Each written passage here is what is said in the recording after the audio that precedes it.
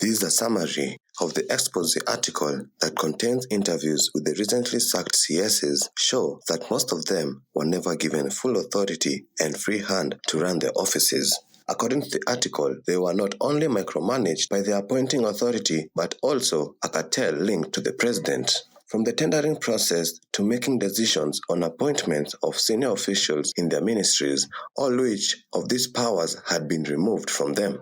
For example, the ex-gender CS, Aisha Jumwa, got herself in debt after she was denied influencing tenders at a ministry. She was sued by Beverage Furniture Limited for failing to pay 60 million Kenya shillings for the purchase of a house in Nairobi, Loresho area.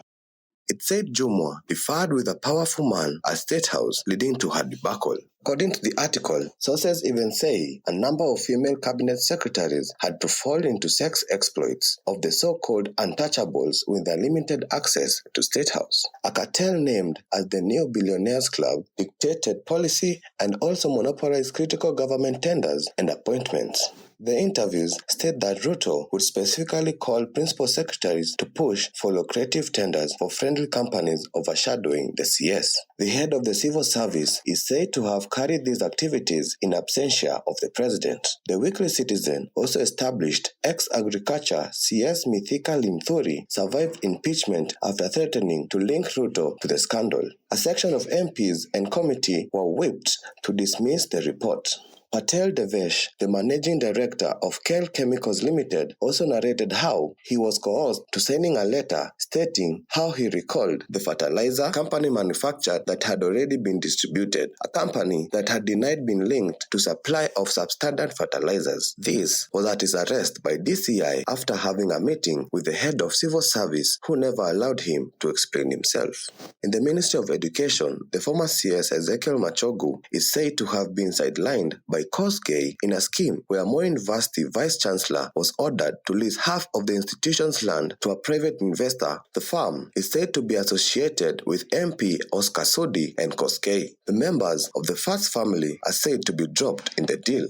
An amount of 24.7 million Kenya shillings was to be paid for 1 year, which translates to 120 million Kenya shillings for the 5.5 years of the lease period, of which no coin has been paid to the university. It's also stated that across the ministry, the president directed the Teacher Service Commission CEO to hand him all slots for new teachers' employment, which would be taken to tens of thousands to Kalenjin land and hands his friendly MPs 2 slots each. It's alleged all major scandals that rocked ministries in which the government lost billions was the work of the cartel that called shots in the government. Mary Wambui, Ruto's 2027 financier, is stated to be awarded most tenders by the Kenya National Trading Corporation. 11 companies of those awarded, 4 of them are linked to Wambui. The then Trade Minister, Moses Kuria, whose appointment to the cabinet was aided by Mary Wambui to oversee her dealings. After the scam caught the eyes of the Americans, Kuria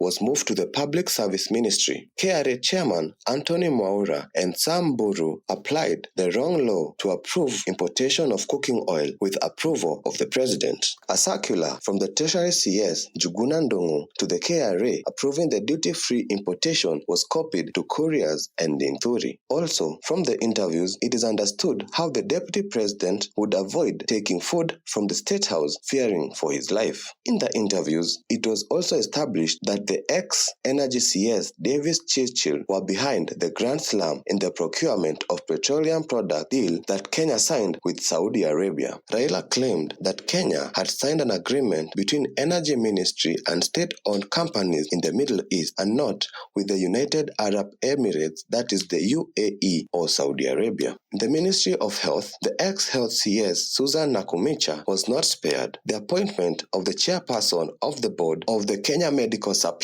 Authority was done without her knowledge. The chairperson appointed was to reward him for showing support to the president. Also, the appointment of Andrew Mulwa as the acting CEO of KEMSA was done without ex-CS health knowledge. The Weekly Citizen also established that Ruto has ordered various state agencies' meetings to be held at his lavish Western hotel. Furthermore, the article states that the attempt plot to auction a section of the airport was the work of the Neo Billionaires Club cartel, the same with making Kenya Ports Authority private. The members of the cartel club are said to be former CS from Transport, Road and Public Works Kipchumba Murkomen, David Chilchil, MP Oscar Sudi, Koskei, former KRA chairman Anthony Mwaura, Mary Wambui, Nakuru Governor Susan Kihika, and her husband. According to the ex-CS, Ruto and his allies maintained a list of individuals not allowed to benefit from state tenders kept secret.